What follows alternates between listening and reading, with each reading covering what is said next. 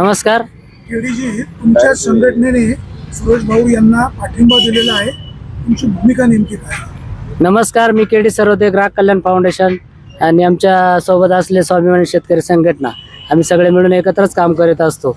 आता अशी परिस्थिती आहे साहेब, 5 दिवस झालेत. तुम्ही मगाशी म्हटल्याप्रमाणे तहसीलदार येतात, शासनाचे लोक येतात, विचारपूस करतात. यांच्या जीवाला काय झालं तर आम्ही काय गप्प बसणार नाही, कारण हा तालुक्याचा विषय आहे आणि तालुक्यात छत्रपती शिवाजी महाराजांचे आपण मावळे आहोत.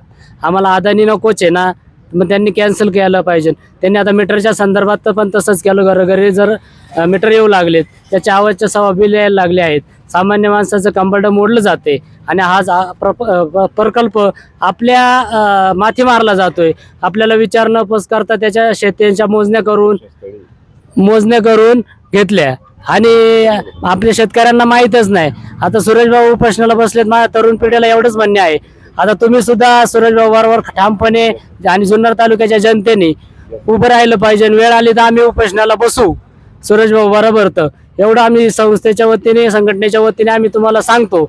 जर सुरेश भाऊला काय झालं तर आम्ही आता गप्प बसणार नाही. रस्त्यावर उतरावं लागलं तरी चालेल आणि गुन्हे दाखल झाले तरी चालतील.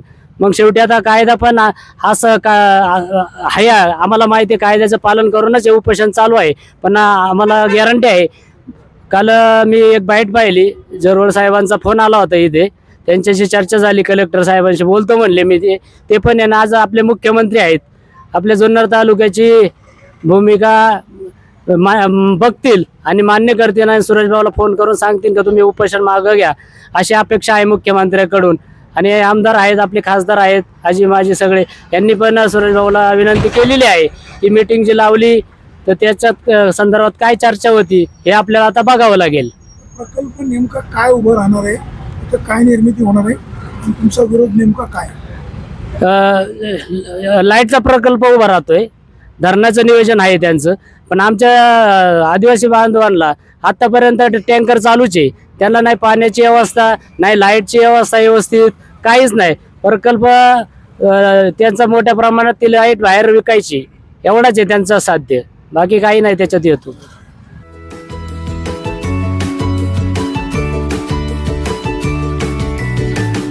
बातम्या शेतीच्या, बातम्या मातीच्या, बातम्या अन्यायाच्या, गुन्हेगारीच्या,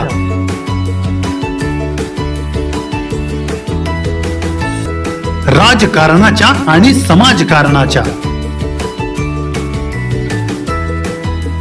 शोषणाविरुद्ध बुलंद आवाज, जनसामान्यांच्या हुंकाराची गाज, सत्कार्याला प्रोत्साहन, दुष्कृत्याला अनुशासन, निर्भीड, निस्पृह, सडेतोड, बेधडक आणि रोखटोक म्हणजेच विघ्नहर टाइम्स. शोध बातमीचा, ध्यास सत्याचा. आपलं चॅनल, आपली बातमी. सबस्क्राईब तर कराच, पण बेल आयकॉनवर क्लिक करायलाही विसरू नका.